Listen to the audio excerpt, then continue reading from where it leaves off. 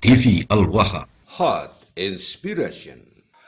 Assalamualaikum warahmatullahi wabarakatuh. Sedulur TV Al-Waha dimanapun Anda berada, dari kawasan Sejuk Beniwah Kerajaan, Kecamatan Bojong, Kabupaten Tegal, Jawa Tengah. Inilah channel TV Al-Waha Hot Inspiration. Kembali masih tetap bersama saya Bahril Ulum dalam segmen acara Sorotan Bahril, menyorot dengan hati, membahas dengan teliti.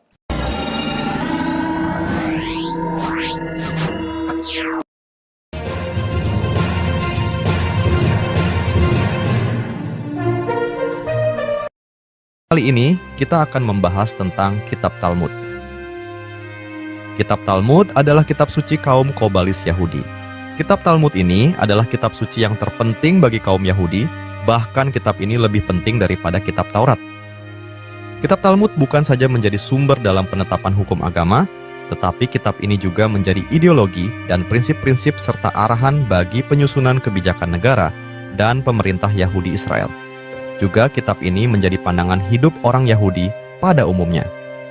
Itu pula sebabnya, mengapa negara Yahudi Israel disebut sebagai negara yang rasis, kaufinistik, teratik, konservatif, dan sangat dogmatik.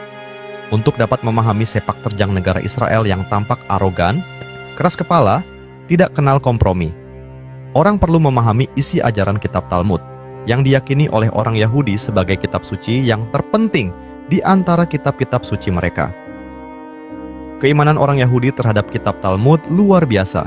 Bahkan, kitab Perjanjian Lama yang juga dikenal dengan nama Taurat ini di bawah kitab Talmud.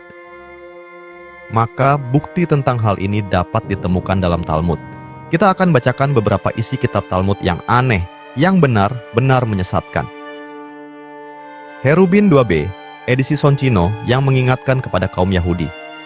Wahai anakku, hendaklah engkau lebih mengutamakan fatwa daripada Alkitab atau Talmud daripada ayat-ayat Taurat. Para pendeta Talmud mengklaim, sebagian dari isi kitab Talmud merupakan himpunan dari ajaran yang disampaikan oleh Nabi Musa alaihissalam secara lisan. Sampai kedatangan Nabi Isa alaihissalam, kitab Talmud belum dihimpun secara terulis seperti bentuknya yang sekarang. Nabi Isa alaihissalam mengutuk tradisi Mishnah atau Talmud awal termasuk mereka yang mengajarkannya, atau pendeta Yahudi, dan golongan Farisi. Karena ini kitab Talmud seluruhnya menyimpang bahkan bertentangan dengan kitab Taurat. Kaum Kristen karena ketidakpahamannya hingga saat ini, mereka menyangka Perjanjian Lama merupakan kitab tertinggi bagi agama Yahudi. Padahal sangkaan itu keliru. Para pendeta Farisi mengajarkan doktrin dan fatwa yang berasal dari para rabi atau pendeta lebih tinggi kedudukannya daripada wahyu yang datang dari Tuhan. Talmud mengemukakan hukum-hukumnya berada di atas Taurat, dan bahkan tidak mendukung isi Taurat. Seorang peneliti Yahudi Hayam Makobi, dalam bukunya Judaism on Trial, dia mengutip pernyataan Rabbi Yehiel ben Joseph, bahwa tanpa Talmud, kita tidak akan mampu memahami ayat-ayat Taurat. Tuhan telah melimpahkan wewenang ini kepada mereka yang arif, karena tradisi merupakan suatu kebutuhan yang sama seperti kitab-kitab wahyu. Para arif itu membuat tafsiran mereka, dan mereka yang tidak pernah mempelajari Talmud tidak mungkin mampu memahami Taurat. Memang ada kelompok di kalangan kaum Yahudi yang menolak Talmud, dan mereka tetap berpegang teguh pada kitab Taurat saja, Perjanjian Lama sekarang. Mereka ini disebut golongan Karaiyah, kelompok yang sepanjang sejarahnya paling dibenci, dan menjadi korban yang dizolimi oleh para pendeta Yahudi Ortodok. Kepada tradisi Mishnah itu, para pendeta Yahudi menambah sebuah kitab lagi yang mereka sebut Gemarah. Kitab ini adalah kitab tafsir para pendeta. Tradisi Mishnah yang kemudian dibukukan bersama dengan Gemarah disebut Talmud. Nah, jadi ada dua versi kitab Talmud, yaitu Talmud Yerusalem dan Talmud Babilonia. Talmud Babilonia dipandang sebagai kitab yang paling otoritatif. Beberapa kutipan yang diangkat dari kitab Talmud dalam uraian berikut ini merupakan dokumen asli yang tidak terbantahkan. Jadi, harapannya dapat memberikan pencerahan kepada segenap umat manusia, termasuk kaum Yahudi, tentang kesesatan dan rasisme dari ajaran Talmud yang penuh dengan kebencian, yang mana kitab ini menjadi kitab suci, baik bagi kaum Yahudi Ortodok maupun Hasidiyah di seluruh dunia. Pelaksanaan ajaran Talmud tentang keunggulan kaum Yahudi yang didasarkan pada ajaran kebencian itu telah menyebabkan penderitaan yang tak terperikan terhadap orang lain sepanjang sejarah umat manusia. Sampai dengan saat ini, khususnya di tanah Palestina, ajaran itu telah dijadikan dalih untuk membenarkan pembantaian secara massal penduduk sipil Arab Palestina. Kitab Talmud menetapkan bahwa semua orang yang bukan Yahudi disebut Goyim. Goyim ini artinya sama dengan binatang. Goyim, derajat mereka di bawah derajat manusia.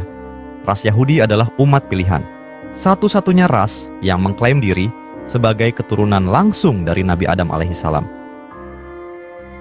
Marilah kita periksa beberapa ajaran Talmud. Beberapa contoh isi ajaran Talmud. Erubin 2b. Barang siapa yang tidak taat kepada para rabi mereka akan dihukum dengan cara dijerang di dalam kotoran manusia yang mendidih di neraka. Moed Katan 17a. Bila mana seorang Yahudi tergoda untuk melakukan sesuatu kejahatan, maka hendaklah ia pergi ke suatu kota di mana ia tidak dikenal orang, dan lakukanlah kejahatan itu di sana. Menganiaya seorang Yahudi sama dengan menghujat Tuhan. Sanhedrin 58b. Jika seorang kafir menganiaya seorang Yahudi, maka orang kafir itu harus singkirkan.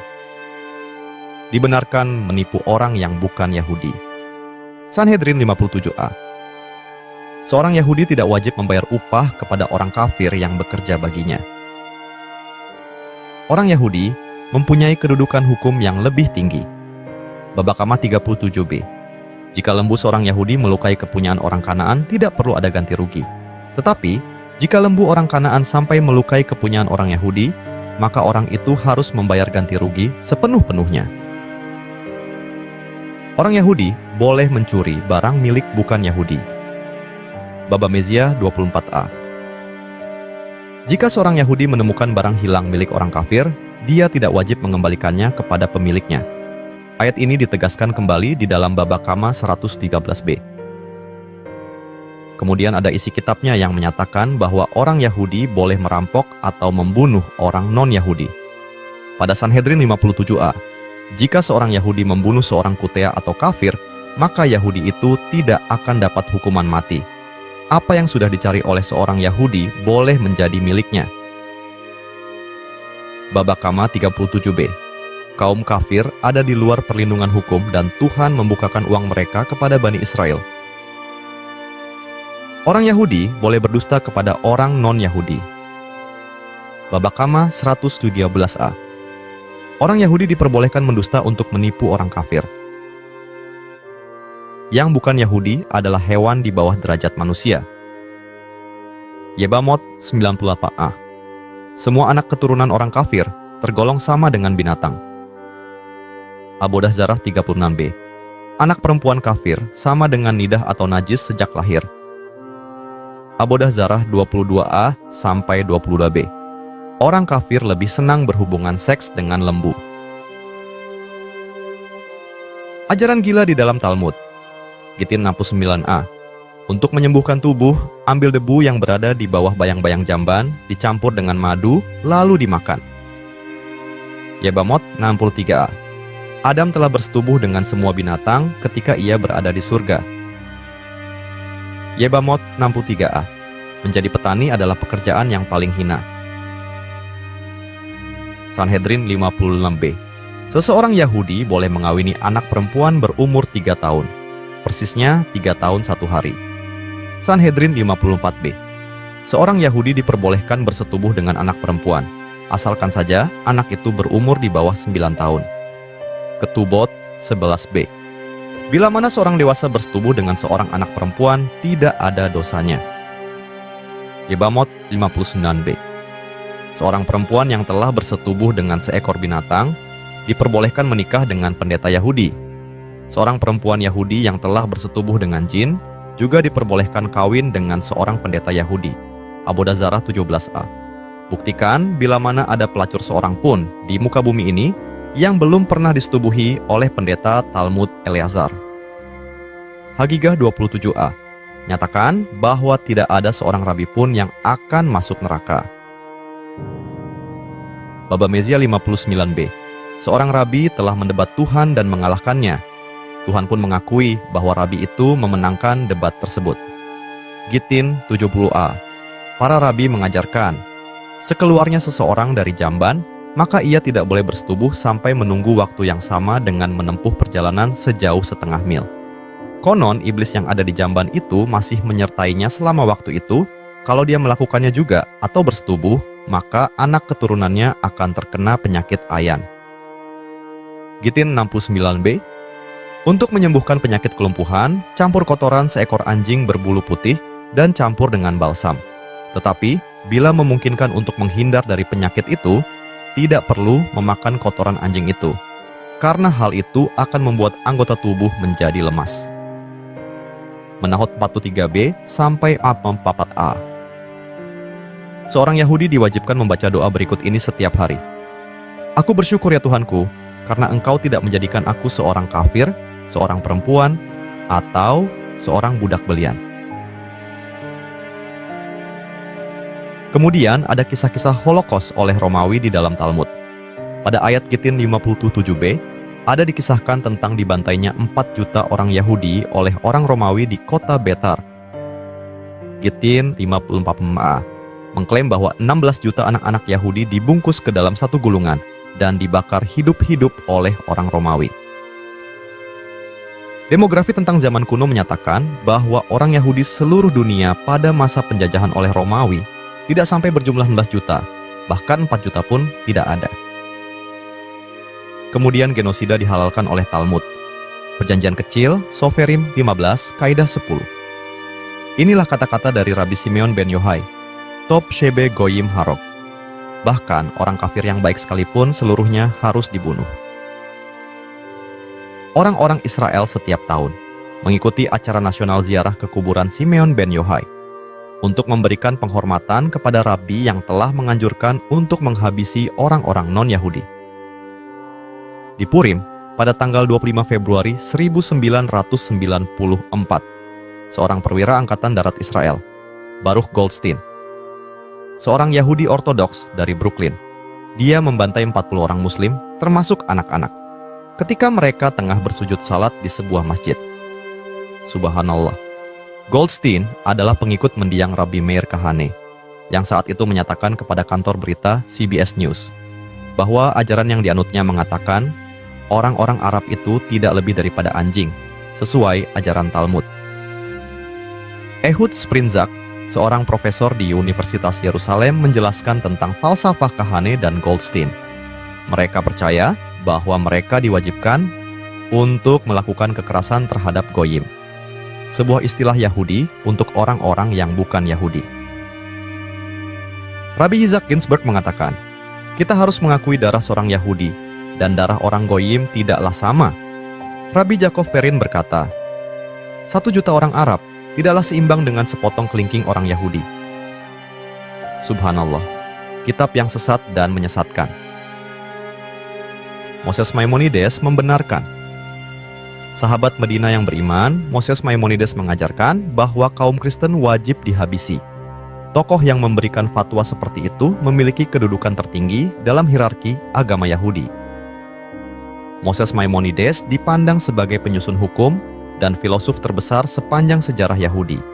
Dia seringkali dengan penuh rasa hormat disebut dengan nama Rambam dan disapa dengan panggilan Robenu Moshe bin Maimon, yang artinya adalah Rabi kami Musa anak Maimun.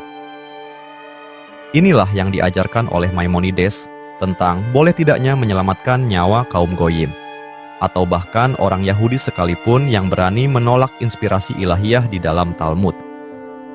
Sesungguhnya, bila kita melihat seorang kafir Goyim di luar Yahudi sedang terhanyut dan tenggelam di sungai, kita tidak boleh menolongnya. Kalau kita melihat nyawanya sedang terancam, kita tidak boleh menyelamatkannya. Dengan peringatan Maimonides itu, telah diwajibkan bagi kaum Yahudi untuk tidak boleh menyelamatkan nyawa atau memberikan pertolongan kepada seorang Goyim. Ia sebenarnya menyatakan sikap kaum Yahudi yang sebenarnya, yang dibebankan oleh Talmud terhadap kaum non-Yahudi. Hal itu telah merupakan mitvah, kewajiban agama, untuk menghabisi para pengkhianat kaum Yahudi, para minim, dan apikorsim. dan membuat mereka jatuh ke dalam lubang kehancuran. Karena mereka telah menyebabkan penderitaan kepada kaum Yahudi dan menipu manusia untuk menjauh dari Tuhan, sebagaimana yang dilakukan oleh Isa dari Nazaret dan para muridnya, dan Zadok Baithos dan murid-muridnya. Semoga terlaknatlah mereka. Komentar penerbit Yahudi itu memuat pernyataan Maimonides bahwa Nabi Isa alaihissalam adalah contoh seorang pengkhianat. Majemuknya minim. Komentar itu juga menerangkan bahwa murid-murid Zadok, yaitu kaum Yahudi yang menolak kebenaran Talmud dan mereka yang hanya mengakui hukum tertulis, yakni Taurat. Menurut buku Maimonides Principles pada halaman 5, Maimonides memerlukan waktu 12 tahun untuk menyimpulkan hukum dan keputusan dari Talmud dan mensistemasikan kesimpulannya itu ke dalam 14 jilid. Karya itu akhirnya selesai pada tahun 1180 dan diberi judul Mishnah Torah atau Syariat Taurat. Jadi, banyak lagi naskah-naskah aneh dari kitab Talmud ini. Kalau dibahas semua sangat panjang. Pada intinya, mereka membuat kitab ini berdasarkan hawa nafsu mereka. Kebencian mereka kepada umat Muslim pengikut Nabi Muhammad SAW, dan bahkan Kristen juga mereka benci. Yang benar hanya ras mereka saja. Syariat Yahudi juga menuntut bahwa kaum Kristen wajib dihukum mati. Kaum Yahudi ini, mereka yang banyak membunuh para nabi, bahkan Nabi Isa juga mereka kejar untuk dibunuh sama mereka. Tapi Allah Subhanahu wa Ta'ala menolong Nabi Isa dan mengangkat Nabi Isa ke langit. Dan kelak di akhir zaman akan turun kembali membunuh Dajjal. Juga mengatakan kepada Nasrani yang sekarang bahwa dirinya bukanlah Tuhan. Para ulama Taurat menetapkan bahwa Taurat mewajibkan bahwa umat yang benar akan mendapatkan tempatnya di hari kemudian. Tetapi tidak semua kaum Goyim akan memperoleh kehidupan yang abadi, meskipun mereka taat dan berlaku soleh menurut agama mereka. Dan meskipun kaum Kristen pada umumnya menerima kitab Perjanjian Lama Ibrani sebagai kitab yang diwahyukan dari Tuhan, namun mereka yang disebabkan adanya kepercayaan pada apa yang disebut mereka ketuhanan pada Yesus. Sebenarnya kaum Kristen adalah penyembah berhala menurut Taurat. Oleh karena itu patut dihukum mati. Dan mereka, kaum Kristen itu sudah dipastikan tidak akan memperoleh ampunan di hari kemudian. Dewasa ini ada persekongkolan yang kuat antara dunia Kristen dan Yahudi. Anehnya tidak ada, bahkan tidak pernah ada, para paus, Katolik, serta tokoh-tokoh gereja Protestan di era modern ini yang menyerang atau mengecam ajaran rasisme di Talmud atau kebencian mendarah mendaging terhadap Kristen dan kaum Goyim, Muslim dan lain-lain yang diajarkannya. Sebaliknya, pada pimpinan gereja Kristen, baik Katolik maupun Protestan, malah dewasa ini menganjurkan kepada para pengikut Yesus Kristus untuk mentaati, menghormati, bahkan membantu pengikut Talmud. Yudaisme adalah agama kaum Farisi dan para pendeta Babilonia yang menjadi sumber ajaran Talmud dan Kabalah, yang di kemudian hari membentuk agama Yudaisme. Kitab suci Yudaisme ortodoks lainnya, seperti Kabalah, isinya penuh dengan ajaran tentang astrologi, ramal-meramal, gematria, nekromansi, sihir, dan demonologi, ilmu hitam. Jika seorang Yahudi ingin bertaubat, ia cukup mengangkat seekor ayam, membaca mantra untuk keperluan itu, dan mengibas-kibaskannya di atas kepalanya untuk memindahkan dosa-dosanya kepada ayam tersebut. Yang dapat kita katakan mengenai hal ini, tidak lain adalah tahayul dalam arti yang sebenar-benarnya. Selanjutnya, lambang Israel yang mereka sebut sebagai bintang Nabi Daud. Sama sekali tidak ada sangkut pautnya dengan Nabi Daud alaihissalam. Bintang itu adalah heksagram, bersudut 6, supranatural yang melambangkan yantra dari androgen, kelenjar yang memberikan karakteristik pada kaum laki-laki, yang dihubungkan dengan para Khazar Bohemia pada abad ke-14. Penyesatan publik dengan penggunaan nama negara Israel yang didirikan pada tahun 1948, merupakan buah hasil persekongkolan antara kaum Bolshevik Yahudi dengan kaum Zionis yang ateis. Nama itu tidak ada sangkut pautnya dengan kelanjutan kerajaan Nabi Daud, tetapi dikukuhkan melalui pengakuan pertama di PBB yang diberikan oleh diktator komunis Uni Soviet, Joseph Stalin. Itulah beberapa isi kitab Talmud yang menyesatkan. Anak-anak Yahudi dari kecil sudah didoktrin bacaan kitab yang aneh. Makanya, anak-anak kecil Yahudi itu sangat benci sama orang Muslim. Semoga kisah ini dapat bermanfaat dan bisa menambah keimanan kita. Allahu a'lam bishawab.